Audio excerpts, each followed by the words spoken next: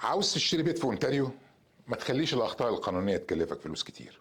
اول حاجه لازم تعملها انك تراجع عقد الشراء اللي هو احنا بنقول عليه الاجريمنت اوف بيرشيس اند سيل مع محامي.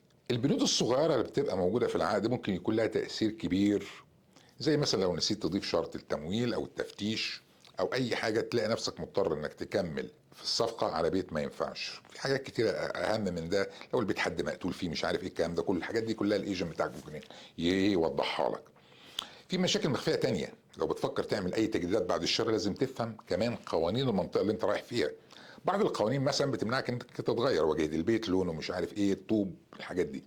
نصيحه مهمه، قبل ما تتمم الصفقه اتاكد ان البيت معلش اي ديون او رهونات. المحامي بتاعك المفروض يقول لك الكلام ده، بالذات مستحق عشان ما تشيلش عبء بتاع حد تاني. كويس. بس انت لو محتاج نصيحه اكتر عن الاجراءات القانونيه تابعنا، وشارك الفيديو مع حد بيخطط يشتري بيت قريب.